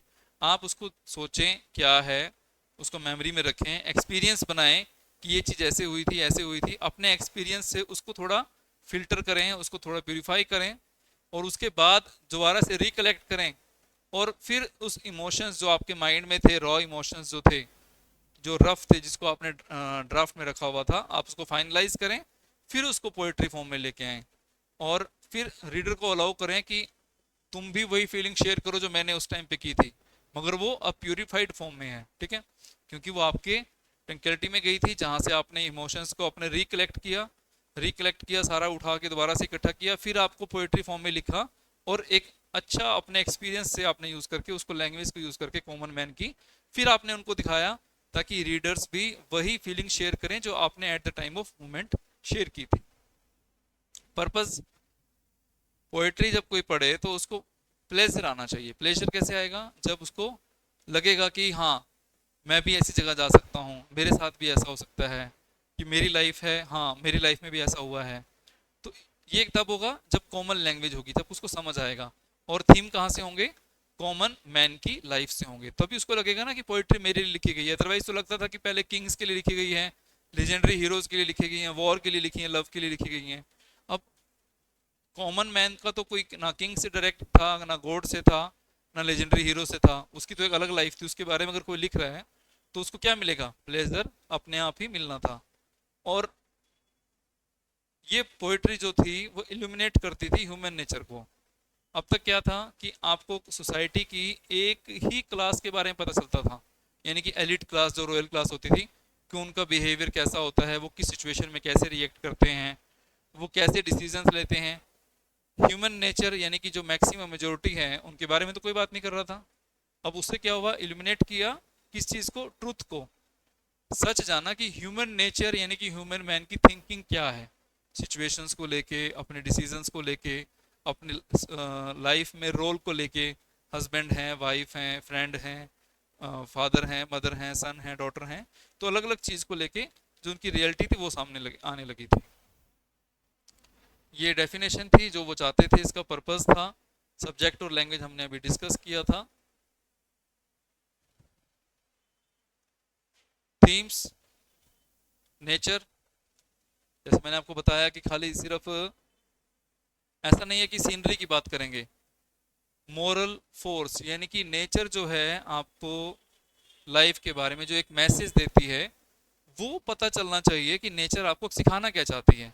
ऐसा नहीं कि आप पानी में गए, आपको उसको घूमना अच्छा लग रहा है, आप पानी के फ्लो को देखिए कि वो लगातार कॉन्टिन्यूसली ग्रोथ करता रहता है, ऐसा नहीं कि रुकता है, ठीक है। तो नदी से आपको बहुत कुछ सीखने को मिलेगा, रिवर से, जो आपको टीच करती है, सिखाती है, हील करती है। नेचर आपको ये सिखाती है कि जितने भी बड़े डिजास्टर आ जाए, जो नेचुरल क्लाइमेट जो चेंज होते हैं, नेचुरल डिजास्टर्स होते हैं, उसके बाद नेचर अपने आप को ईजिली रिवाइव कर जाती है। आप देखते हैं किसी भी चीज में नेचर कभी नहीं रुकती। और तीसरा सबसे बड़ा काम, ह्यूमैनिटी को डिवाइन से कनेक्ट करती है।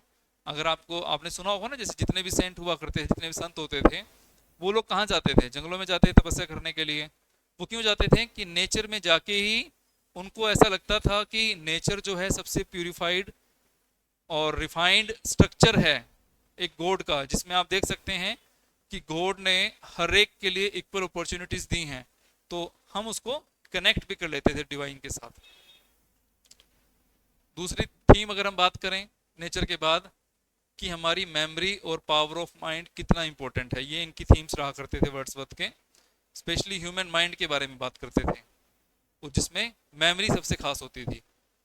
वो कहते थे कि हमारी जो मेमोरी और माइंड की जो ताकत है, वो कुछ भी कर सकती है, मगर हमें सोचना चाहिए, हमें उस बारे में जानना चाहिए।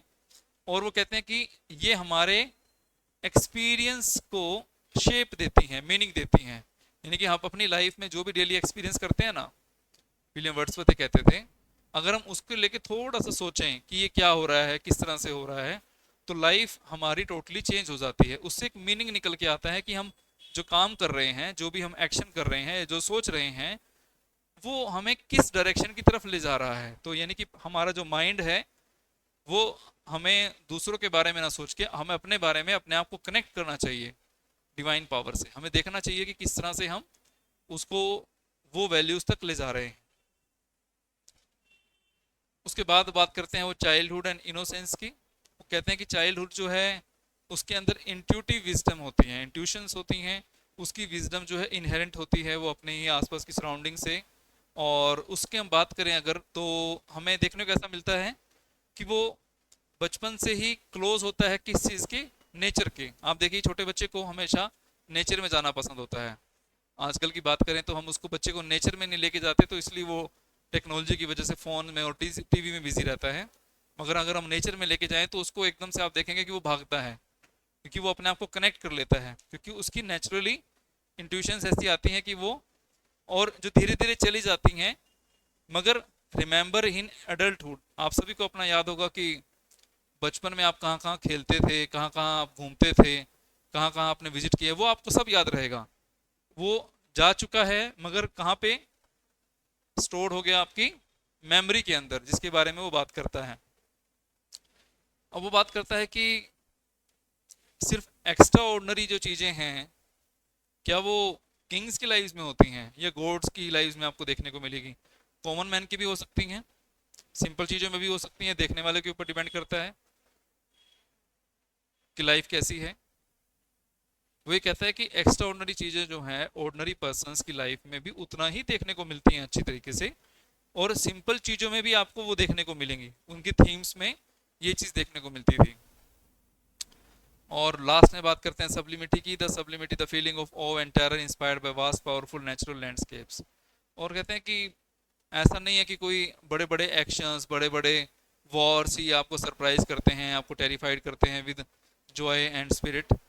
बहुत सारी चीज़ें हैं नेचर में, अगर आप जाके देखें लैंडस्केप ऐसे हैं जो आपको एकदम से आपके रोंगटे खड़े कर देते हैं, आपको एकदम से हैरान कर देते हैं कि अच्छा ऐसा भी हो सकता है। इतना भी कोई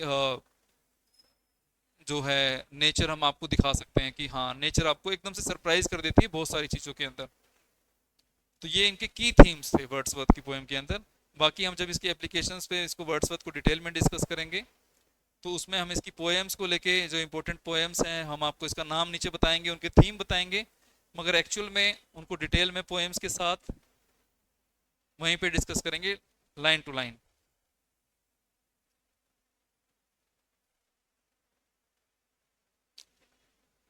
विलियम वर्ड्सवर्थ की लेगेसी की बात करें, इन्फ्लुएंस की बात करें, तो फादर ऑफ रोमांटिसिज्म। ठीक है, रोमांटिसिज्म लिखा स्टिकोलिस के साथ था, मगर उसमें मेजोरिटी ऑफ पोएम्स जो थी, दो तीन पोएम्स को छोड़ के बाकी सब जो हैं विलियम वर्ड्सवर्थ की थी लिरिकल बैलेट्स के अंदर। और उन्होंने क्या किया कि बिल्कुल ही चेंज कर दिया इसका जो सिनेरियो था कोर्स इंग्लिश पोएट्री का, वो बिल्कुल ही फंडामेंटली चेंज कर दिया कि बेसिक चीज़ों के बारे में वो सीधा ही उन्होंने रीजन से कहाँ चले गए, इमोशंस की तरफ। जिसका क्या इन्फ्लुएंस हुआ कि आने वाली जनरेशन के जो पोएट्स थे उनके ऊपर भी फर्क पड़ने लगा। वो भी अपनी पोएट्री के अंदर नेचर को उतना तो नहीं जितना वर्ड्सवर्थ यूज कर रहे थे, मगर इक्वल इंपॉर्टेंस देने लग गए मटेरियलिस्टिक वर्ल्ड में, कमर्शियलाइज वर्ल्ड में। मगर वो नेचर के रोल को, नेचर की एग्जिस्टेंस को अब डिनाई नहीं कर सकते थे वो। बाद में कौन से राइटर्स आए थे? मैथ्यू आर्नोल्ड हुए, अमेरिकन ट्रांसेंडेंटलिस्ट हुए अपने रॉल्फ वाल्डो एमर्सन। ये इसका मीनिंग जो निकल के आता है वो ये आता है कि हम अपने आसपास की चीज़ों के बजाय अगर हम इनर नॉलेज की बात करते हैं, तो जो हम आसपास से सीखते हैं, तो इनर नॉलेज या इनर स्पिरिचुअल फीलिंग्स हमारी वो बियॉन्ड चली जाती हैं। जो हम अपनी सराउंडिंग से सीखते हैं, सराउंडिंग से हम इतना नहीं सीख सकते जितना हम अपने आप से बात करके, अपने आप से कंटेम्पलेशन करके, जितने अपने आप को, हम एनर्जी को देख सकते हैं, उतना हम अपनी परफॉर्मेंस जब देखते हैं फील्ड में। उसके अलावा हम अगर अपने आप को चेक करें, अपने आप से बात करें, तो उसमें हमें ज़्यादा पता चलता है कि हम अपने आप में कितने काबिल हैं, कितने नहीं हैं। तो ये एमर्सन जो थे उसके बारे में बात करते हैं। विलियम वर्ड्सवर्थ का इन्फ्लुएंस मॉडर्न इन्वायरमेंटलिज्म के ऊपर भी कितना हुआ। जब वो नेचर के बारे में लिख रहे थे तो जो मॉडर्न पोएट्री जो बनने लगी, ठीक है, इको क्रिटिसिज्म की बात होने लगी, इकोलॉजिकल पोएम्स के बारे में बात होने लगी, तो वो वर्ड्सवर्थ की लेगेसी को ही फॉलो कर रहे थे और ह्यूमन बीइंग को टेक्नोलॉजी वाले वर्ड के अंदर उसी तरह से रिलेट करके उसके प्रीकर्सर वर्ड्सवर्थ जो है वो बन गए उनके मॉडर्न इकोलॉजिकल थॉट के लिए। मॉडर्न सोसाइटी के अंदर जो है इन्वायरमेंट को लेके, कंजर्वेशन को लेके, वो जो है सारा कुछ उस चीज को, वर्ड्सवर्थ को ही एक तरह से इनका प्रीकर्सर माना जाता है। उसके बाद हम लास्ट में बात करते हैं इसके जो मेजर वर्क्स से, उनके क्या क्या थीम्स से। मेजर वर्क्स का मतलब आता है फेमस पोएम्स, कलेक्शंस कि हाँ ये बहुत फेमस थी इनके अंदर। उसके बाद फेमस पोएम्स आती हैं जिसको हम बता देते हैं अभी। इसके बाद लिरिकल बैलेट्स आता है। सबसे पहले मैंने आपको बताया था ये 2 एडिशंस में पब्लिश हुआ था। फर्स्ट ये था, सेकंड ये था। इस वाले में खास क्या था कि ये प्री फेज के साथ आया था, जिसमें उन्होंने बताया था कि उनका राइटिंग स्टाइल इसमें क्या रहने वाला है, क्या पैटर्न फॉलो कर रहे हैं वो राइटिंग का, कैसे वो लोगों को दिखा रहे हैं कि कैसे मेरी पोएट्री दूसरों से अलग है, क्लासिकल एज से, न्यू क्लासिकल एज से, जिसमें रीजन और इंटेलेक्चुअलिज्म की बात की जाती थी। सबसे पहले वर्क की बात करते हैं, लिरिकल बैलेट हो गया, 1798 और 1800 में आया था। The prelude published 1850। सबसे बड़ी बात, ऑटोबायोग्राफिकल वर्क। ऑटोबायोग्राफिकल का मतलब होता है, बायोग्राफिकल का मतलब होता है कि जब आप अपने बारे में कुछ लिखते हैं, यानी कि आप किसी को बताते हैं, आपके बारे में कोई बायोग्राफी लिखता है, आप किसी थर्ड पर्सन को सेकंड पर्सन को बताते हैं, वो आपके लिए लिखता है। और ऑटोबायोग्राफी का मतलब हो जाता है आप अपने बारे में खुद ही लिख रहे हैं, ठीक है, आप खुद लिख रहे हैं, तो वो ऑटोबायोग्राफिकल हो जाता है। और जो बायोग्राफिकल हो जाता है वो आप किसी और से लिखवा रहे हैं, आपके सामने कोई बैठा हुआ है, आप उसको डिक्टेट कर रहे हैं, वो लिख रहा है। अब इनका जो वर्क था ये द प्रिल्यूड, इसमें वर्ड्सवर्थ ने अपने बारे में बताया कि उनके माइंड की और स्पिरिट की डेवलपमेंट कैसे हुई, कैसे कैसे उनकी लाइफ में इंसिडेंट्स हुए, क्या क्या इवेंट्स हुए जिसकी वजह से वो डिसल्यूजन हुए कई चीज़ों से, कई जगह पे उनका इनकाउंटर हुआ डायरेक्ट कि रियलिटीज से, नेचुरलिज्म से, फ्रेंच रिवोल्यूशन में गए, कैसे कैसे कैसे उनकी लाइफ की स्टेजेस रही, वो इस वर्क के अंदर देखने को मिलती है। ये बहुत फेमस है। अगला जाता है दी एक्सकर्जन, 1814 में आया था। नरेटिव पोएम है। नरेटिव मतलब अलग अलग इंसिडेंट्स को प्रॉपर नरेट किया गया है, एक्शंस बताए गए हैं, इवेंट्स बताए गए हैं। और ये पार्ट था एक इनका अनफिनिश्ड वर्क था, द रिक्लूज। रिक्लूज का पार्ट था द एक्सकर्जन, मगर एक्सकर्जन को बहुत फेमस माना गया। रिक्लूज कंप्लीट नहीं हुआ था, इसलिए इतना पॉपुलर नहीं हुआ। और इनकी एक बुक आई थी, कलेक्शन आई थी, पोएम इन 2 वॉल्यूम्स, ठीक है, जिसमें बहुत छोटी छोटी पोएम थी, मगर थी बहुत अच्छी, जो उसको आप कह सकते हैं कि बहुत फेमस माना जाता है। 1807 में पॉपुलैरिटी का रिकॉर्ड इसी तरह से रहेगा। यहाँ तो कोई डाउट है तो देखिए आप लोग, कौन कौन सी इसकी पोएम्स यहाँ पे कलेक्शन हो गई। सबसे पहले हुई है लिरिकल बैलेट्स। लिरिकल बैलेट के बाद जो है द प्रिल्यूड। लिरिकल बैलेट में आपसे पूछ सकते हैं क्वेश्चन, जैसे कि second edition of the lyrical ballads was published in which year, 1798, 1800, 1802 और 1810, ऐसे करके पूछ सकते हैं। या पूछ सकते हैं कि preface was introduced in first edition, second edition, third edition और फोर्थ एडिशन। तो आपको याद रखना है सेकंड एडिशन इस वाले पार्ट में, ठीक है। लास्ट इसका पार्ट है आज, जो हमारा लास्ट पार्ट होने जा रहा है आज का, फेमस पोएम्स। हम अगर पोएट्री की बात करें तो इनके कुछ पोएम्स हैं, कुछ लाइंस हैं, जिसको हम यहाँ पे बताते हैं। टिंटन एबे इनकी पोएम है, जो कि बहुत फेमस रही थी अपने टाइम पे 1798 में। उसी कलेक्शन का पार्ट बन जाती हैं Tintern Abbey, lines written a few miles above Tintern Abbey, ठीक है। अब ये किस चीज़ के ऊपर थीम थी, नेचर के ऊपर, मेमोरी के ऊपर, और डिफरेंट स्टेजेस ऑफ लाइफ, कैसे कैसे हम लाइफ में चीज़ें सीखते रहते हैं और उससे आगे बढ़ते रहते हैं। इन्होंने ओड भी लिखा था, कल भी हमने इसके बारे में डिस्कस किया था कि चाइल्डहुड इनोसेंस के बारे में बात करता है और रिलेशनशिप के बारे में बात करता है, human soul and the natural world, यानी कि ह्यूमन सोल जो है वो नेचुरल वर्ल्ड से कितना सिमिलरिटीज रखती है, बिल्कुल मैच करते हैं। ह्यूमन सोल की अगर आप बात करें, जो वो चाहता है नेचर भी उसी तरह से रिएक्ट करती है उसके आसपास, तो उनके अंदर बहुत ज़्यादा सिमिलरिटी है। डेफोडिल्स में एक लाइन थी, I wandered lonely as a cloud, और ये भी माना जाता है कि क्लासिकल एग्जाम्पल है, और इसमें वो सिर्फ और सिर्फ नेचर की ब्यूटिफिकेशन की बात करते हैं, इसके अलावा कोई बात नहीं करेंगे। ह्यूमन वैल्यूज़ की बात करेंगे और नेचर दिखाएंगे कि नेचर आपको क्या क्या सिखाती है, आपकी लाइफ में क्या क्या चेंजेस लेके आती हैं, ऑप्टिमिज्म की बात करती है, और सब चीज़ें इसके अंदर आती हैं। इसका नेक्स्ट है the world is too much with us, ये वाला है the world is too much with us. ये एक सोनेट है 14 लाइन की, मैं आपको बताया था, जो मॉडर्न सोसाइटी को यानी कि जो रस्टिक लाइफ के अपोजिट है उसको क्रिटिसाइज करती है। क्रिटिक्स का मतलब क्रिटिसाइज करना, कि किस तरह से मॉडर्न सोसाइटी जो है वो डिस्कनेक्ट, कौन कौन से फैक्टर्स थे इसके अंदर कि जिसकी वजह से हमारी मॉडर्न सोसाइटी वो डिस्कनेक्ट होती जा रही है नेचर से। ठीक है, the world is too much with us. Second last इसमें वर्क आ जाता है इसका माई हार्ट लीप्स अप। ठीक है, ये बहुत फेमस लाइन है, और इसकी एक इम्पोर्टेंट लाइन अगर आप पूछ लें कि वर्ड्सवर्थ की किस किस पोएट का है, तो आपको ध्यान रखना है माई हार्ट लीप्स अप का है। क्वेश्चन इससे बन सकता है कि ये लाइन बताइए कौन से वर्क से आई हुई है, कौन से पोएट से आई हुई है, तो आपको ध्यान रखना है कि ये किससे आई हुई है, ये आई हुई है वर्ड्सवर्थ के माई हार्ट लीव्स अप से। लाइन का नाम है देखिए the child is the father of man. ठीक है, the child is the father of man. Last है द सोलिटरी रिपर, बहुत फेमस पोएम है। इन सबको हम डिटेल में डिस्कस करेंगे ताकि आपको इसको थीम्स, इसमें जो जितने भी कैरेक्टर्स थे वो आपको सब पता चल जाए। जब एप्लीकेशंस पे क्लासेस स्टार्ट हो जाएंगे तो आपको पूरा डिटेल में पूरा लेक्चर मिलेगा। अभी सिर्फ ब्रीफ इसमें चल रहा है, एक डेमो क्लासेस है, ताकि आपको पता चल जाए कि कौन कौन से वर्क्स इंपॉर्टेंट हैं, कैसे कैसे राइटर्स को कवर कराएंगे हम। लास्ट में आ जाता है solitary reaper, a poem that powerfully evokes the beauty of a simple and natural scene.